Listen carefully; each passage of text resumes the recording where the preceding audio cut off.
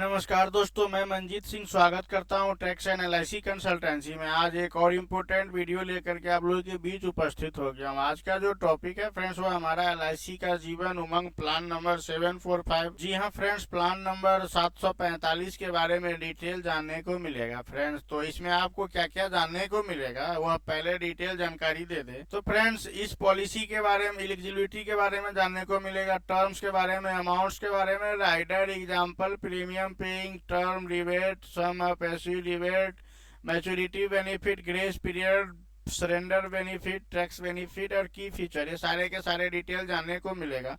इससे पहले चैनल पे पहली बार आए तो प्लीज वीडियो को लाइक कर दीजिए, चैनल को सब्सक्राइब कर लीजिए और बेल आइकन हिट कर लीजिए फ्रेंड्स। तो समय न गवाते हुए हम वीडियो को स्टार्ट करते हैं। तो फ्रेंड्स, एलआईसी का जीवन उमंग प्लान नंबर 745 है यह फ्रेंड्स। इसका प्रोडक्ट समरी की बात करें फ्रेंड्स, तो यहाँ पे जीवन उमंग प्लान नंबर 745 यह नॉन लिंक प्लान है फ्रेंड्स। यह इंडोमेंट प्लान है और non link with profit plan है। यह whole life insurance plan provide करती है फ्रेंड्स। इसमें एक सर्वाइवल बेनिफिट एनुअल के तौर पे जो 8% मिलता है, इसका भी आप लाभ उठा सकते हैं।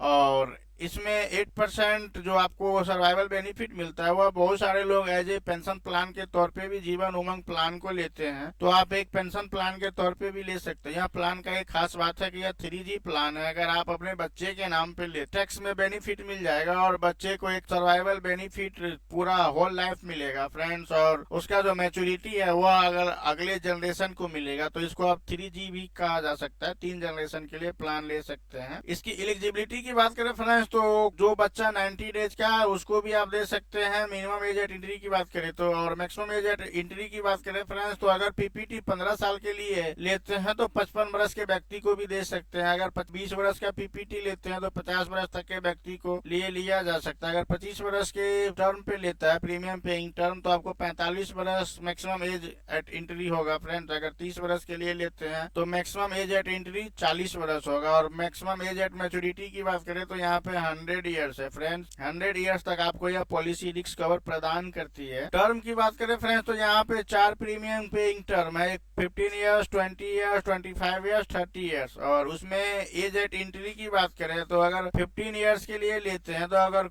कोई 50 वर्ष का व्यक्ति है वह 15 ईयर्स के लिए लेते हैं, तो उनका जो पॉलिसी टर्म रहेगा वह 50 वर्ष का रहेगा। जिस एज में एंट्री वह ले रहे हैं, बाकी माइनस 100 कर देंगे तो उतना एज तक का उसका पॉलिसी टर्म रहेगा, उतना लंबा उसको इंश्योरेंस इस प्लान के माध्यम से कंपनी प्रोवाइड करती है। मिनिमम एज एट इन पीपीटी की बात करें तो फ्रेंड्स, यहाँ पे पहले 30 वर्ष था, अब हो गया 18 वर्ष। और मैक्सिमम एज एट इन पीपीटी की बात करें तो 70 ईयर्स तक के व्यक्ति को पीपीटी यानी premium paying term maximum 70 years तक के व्यक्ति को ही दिया जा सकता है।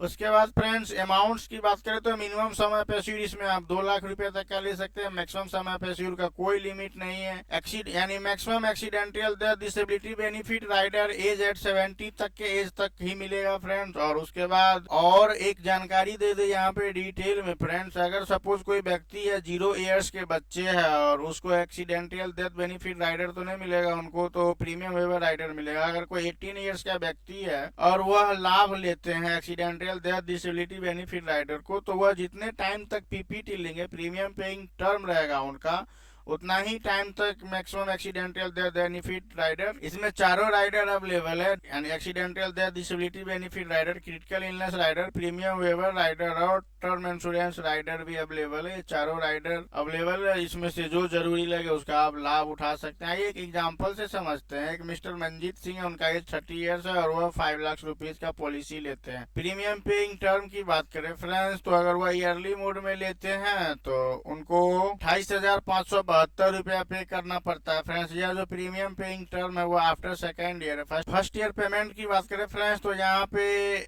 4% टैक्स लगता है, जबकि सेकेंड ईयर से 2.25% लगता है। तो हमने सेकेंड ईयर से लिया है, फर्स्ट ईयर का थोड़ा सा ज्यादा हो सकता है। और अप्रोक्सीमेटली प्रीमियम पेड की बात करें तो 5,72,068 रुपीज यानी प्रीमियम पेमेंट होता है। और मैच्योरिटी की बात करें फ्रेंड्स, तो यहाँ पे एक मोटा सा मैच्योरिटी मिलता है 48 लाख रुपीज 77,500। यह एक बड़ा सा मैच्योरिटी अमाउंट मिलता है। समय पे एश्योर मिलता है, टोटल बोनस मिलता है और मैच्योरिटी 100 ईयर्स पे मिलता है। सपोज अगर 100 ईयर्स तक पॉलिसी धारक नहीं जीते हैं तो जिस एज में डेथ होता है उसके अकॉर्डिंग या मैच्योरिटी बेनिफिट थोड़ा सा वेरी करता है। और हाई सम पैसिव रिबेट की बात करें फ्रेंड्स, तो यहाँ पे 2 लाख से 5 लाख तक पे कोई रिबेट नहीं है, और 5 लाख से 10 लाख पे 2.2% का रिबेट है, और उसके बाद 10 to 15 लाख पे फ्रेंड्स 3% का रिबेट है, और उससे ऊपर कोई भी अमाउंट का लेते हैं तो 3.5% का रिबेट मिलता है।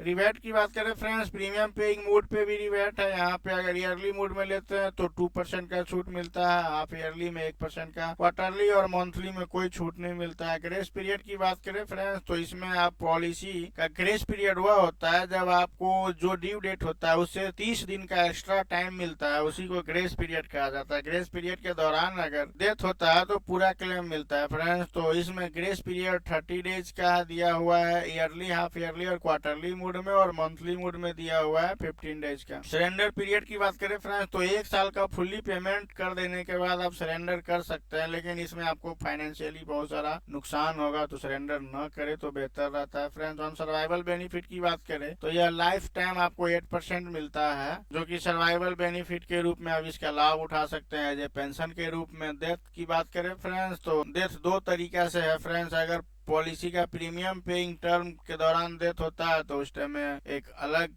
अमाउंट मिलता है फ्रेंड्स, और अगर पॉलिसी प्रीमियम पेमेंट हो चुका है उसके बाद डेथ होता है तो उसमें अलग मिलता है। देख लेते हैं हम। Death on before commitment of risk and the amount equal to the amount of premium paid without any interest shall be payable. यह जो डेथ है फ्रेंड्स, यह चाइल्ड के यानी केस में दिया गया है। अगर कोई बच्चे के नाम से पॉलिसी लेते हैं और उस दौरान 8 साल के अंदर में यानी कि डेथ होता है तो उसको लेकर के बाद friends on the death of after commitment यानी सम पैसिव, उसके बाद wasted simple revisionary bonus final additional bonus सारा कुछ जोड़ करके मिलता है फ्रेंड्स। टैक्स बेनिफिट की बात करें तो इसमें एटीसी के अंदर आप का छूट ले सकते हैं। मैच्योरिटी और डेथ बेनिफिट की बात करें तो 10(10)(d) के अकॉर्डिंग टैक्स से छूट ले सकते हैं फ्रेंड्स। लोन फैसिलिटी की बात करें, 1 साल का फुल्ली पेमेंट करने के बाद आप कभी भी लोन ले सकते हैं। इस पॉलिसी का फीचर की बात करें फ्रेंड्स, तो यह हाई बोनस अट्रैक्टिव प्लान है, ideal planning for pension, education and survival benefit. इस तीनों के लिए आप लिया जा सकता है फ्रेंड्स। ऑप्शन